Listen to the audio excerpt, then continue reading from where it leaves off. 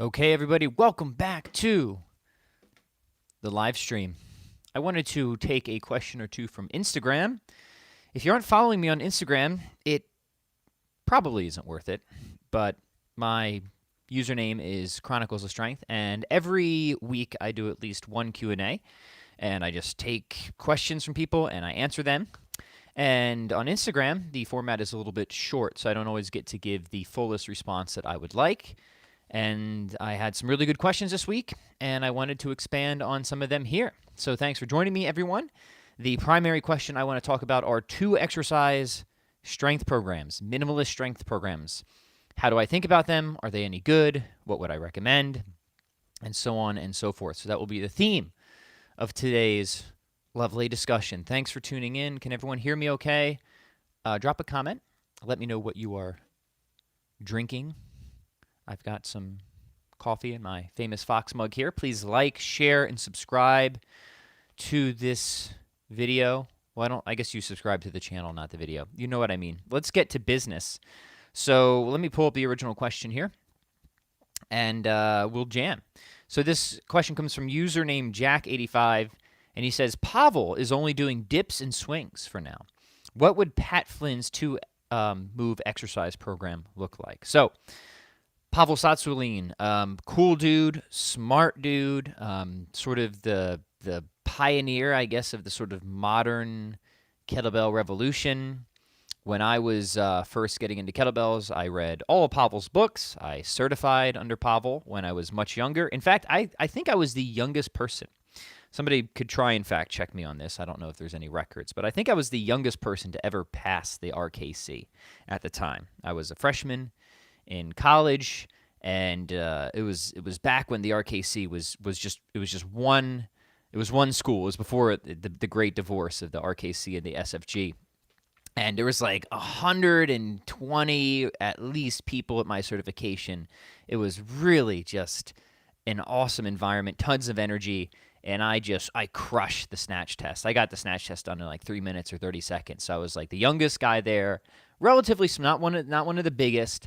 But I prepped hard and good, and so I was proud of my performance that day. And like I said, I think I was the youngest person to ever do that. So yeah, big fan of Pavel's work. I actually assisted at a number of certifications for a while. I went with a number of other kettlebell coaches and trainers would train military forces and special forces. We'd go down and to like Camp Lejeune and stuff and prep those dudes. So have benefited a lot from Pavel's work. And the comment is saying that Pavel right now is doing a program of dips and swings. And what would my 2 exercise program look like? So let's talk about 2 exercise programs in general. And if you guys have any questions or comments, maybe we could do a little Q&A at the end. So say hello and let me know how you are and where you're from. 2 exercise programs. How do we think about this? Because I talk about minimalism a lot, and I don't know how much of a fan I actually am of 2 exercise programs. But I think they can serve a useful thought experiment. So sometimes you hear this question, hey, if you could only take 2 exercises to you to a deserted island, what would they be? If you could only take 2 desserts with you to a deserted island, what would they be? If you could only take 2 movies with you to a deserted island, if you could only take 2 songs with you to a deserted island.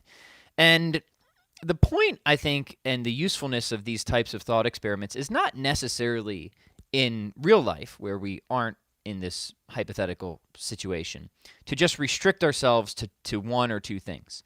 The point of these thought experiments is to get us to think about what is really essential, and maybe to help us to prioritize and put more emphasis on the right things and less emphasis on the trivial many things. And part of this ties into what's called the 80-20 rule, or Pareto's principle, that in a lot of our efforts, most of our results will come from a few number of our efforts, right? So the idea is 80% of our results will come from 20% of our efforts in the gym.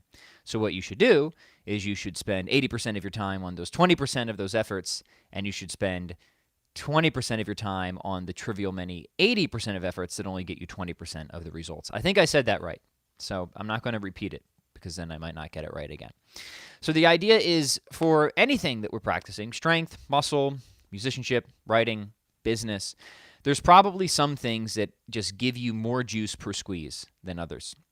So the usefulness of kind of coming up with a 2-exercise program, of saying if I could only take 2 exercises with me to a deserted island, what would they be, should cause you to reflect deeply on what your goals are, to get clarity around your goals, what matters to you, what is important to you, and then to begin analyzing what efforts are going to be most effective for moving you from A to B.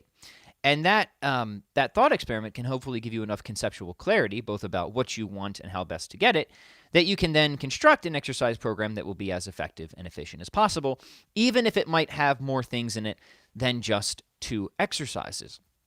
So if Pavel is doing dips and swings, I'm sure he has his reasons. I can't speak for him. I think those are 2 great exercises. I do.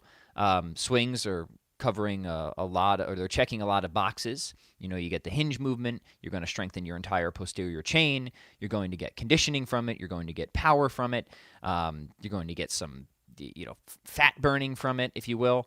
And then dips, awesome for the upper body. So you're going to have the grinding movement, the pecs, the shoulders, the triceps, all that. So you are, just with those 2 exercises, you could cover a fair amount of general physical preparedness, depending on, the details of how you actually program it. So yeah, I think that you could do far worse than just those 2 exercises.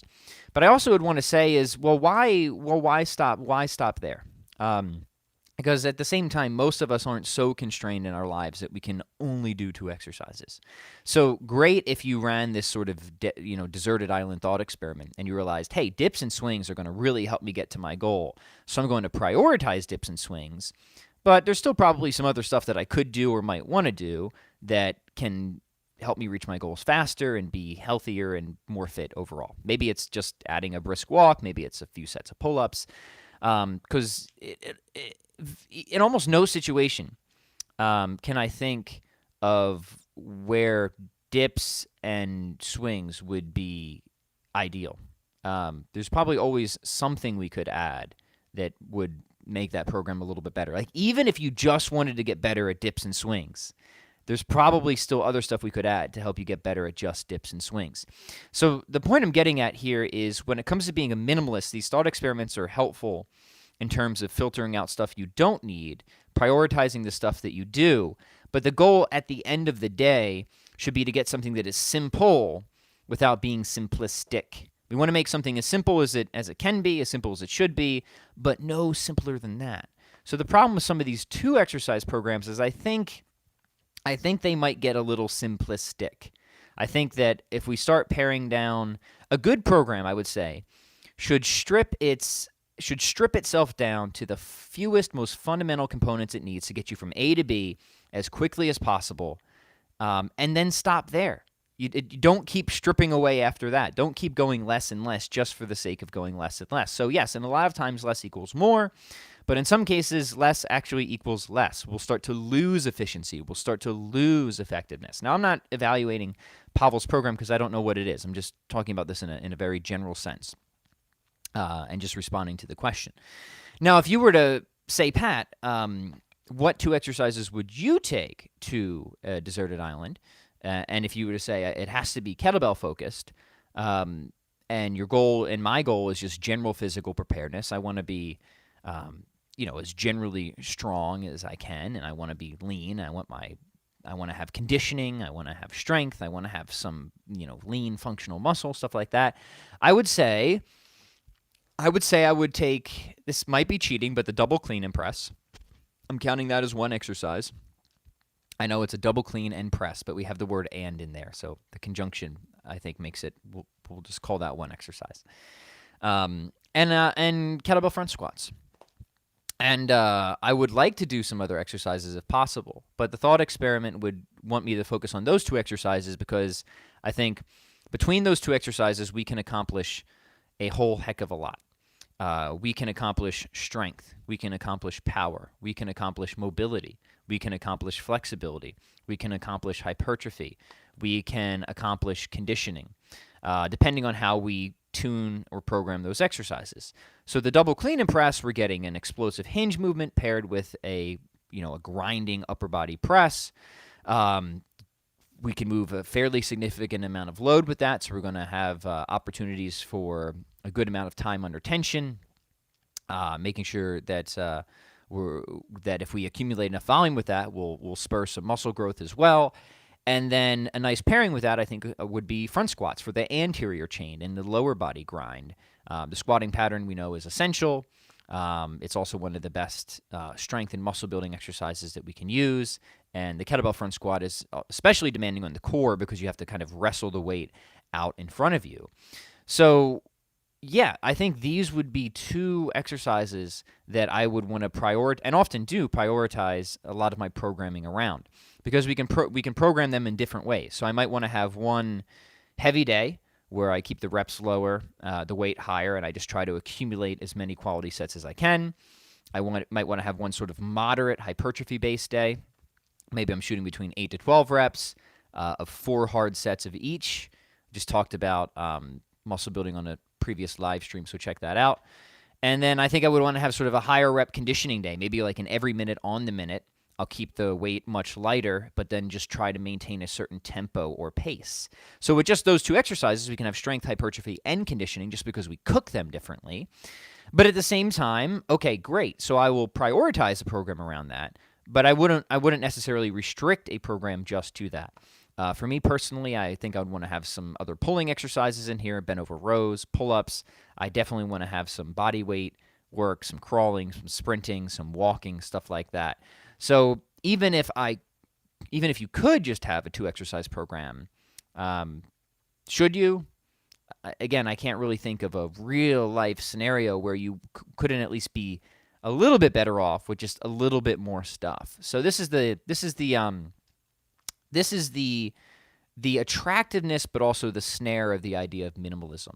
The attractiveness is we're busy. We don't have a lot of time. So something like a 2-exercise program sounds awesome. Now, believe me, I would rather you do a 2-exercise program than no program at all, 100%. But the point that I'm pressing is think simple, not simplistic. Use the 2-exercise program thought experiments to help you focus and prioritize your energy, attention, and efforts. But maybe don't entirely restrict yourself to just 2 exercises. 4 exercises would I think in most cases be more suiting and better for most goals most of the time. So those are my thoughts on that. I hope this was helpful to you. In the comments, you can run the thought experiment with me. What 2 exercises would you pick if you had to bring just 2 exercises to a deserted island? And let me know why. I would love to hear about it. Thanks for tuning in. Please do all the YouTube things that the YouTubers ask for, the liking, the commenting, the subscribing, the sharing, and we'll talk to you next time. See you.